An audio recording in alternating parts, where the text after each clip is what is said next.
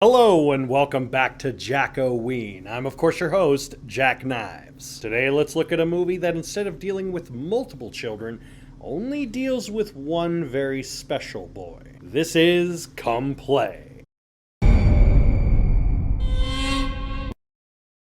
Oliver is a non-verbal autistic boy who communicates through a tablet and phone. He is taken care of by his loving mother Sarah and his father Marty, who sees Oliver's condition as putting a strain on their marriage. One night, Oliver sees an app pop up called Misunderstood Monsters, telling the story of a monster named Larry who just wants a friend to play with. This sets off a series of events where Larry, the ghoul-like creature, is going after Oliver to play with him. Sarah has to do everything she can to save her son from Larry. Jacob Chase, the writer and director of this movie, is a relative on... He hasn't really done any huge movies, really. I looked up his resume, and to be honest, nothing he's made has really stood out. The reason I decided to review this movie is because I heard it's a very good independent horror movie with a, quote, ending that may break me.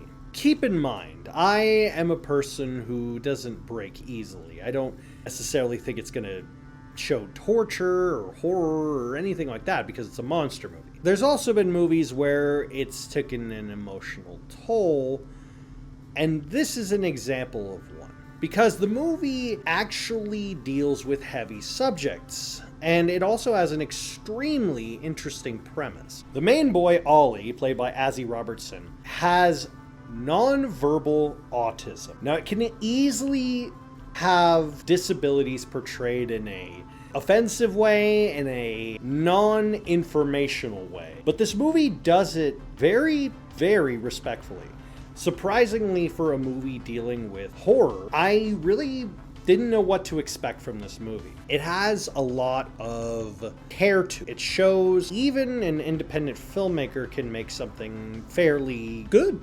Just an overall decent, underrated horror movie. The creature design of Larry is not too far off of the depiction of the Rake as far as cryptids are concerned. But it has this big ghoul-like creature. There are times in the movie where it feels a little like they had several concepts for the creature as far as its abilities, and it didn't really know how to execute them properly. Originally, this short called Larry was created by Jacob Chase as kind of a pseudo idea, and the 5-minute short is fine. The movie not only tackles a child's disability, but it also tackles the naivety of a child and technology. Because Oliver, also not having any real friends, is lured by the enticement of the technology, being seduced by this thing.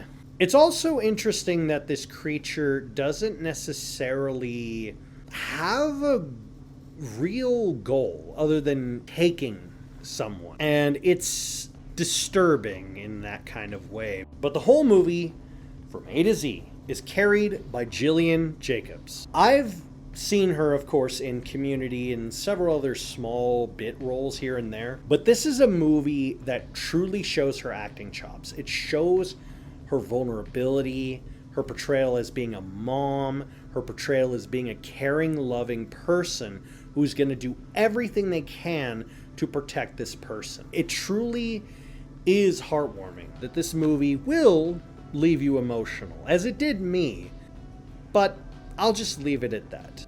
It's one of those movies in the horror spectrum that isn't necessarily too gory, too graphic. It's pretty much a good base starter horror movie for a lot of people. But the suspense, the build-up, the payoff, everything works. And because of that, it's one of those movies that I feel should be respected more. And it should be appreciated for what it is. A good, independent horror movie made in the modern day. For that, I truly think it should be appreciated far more than it is. Come back for some more horror goodies on Jack-O-Ween.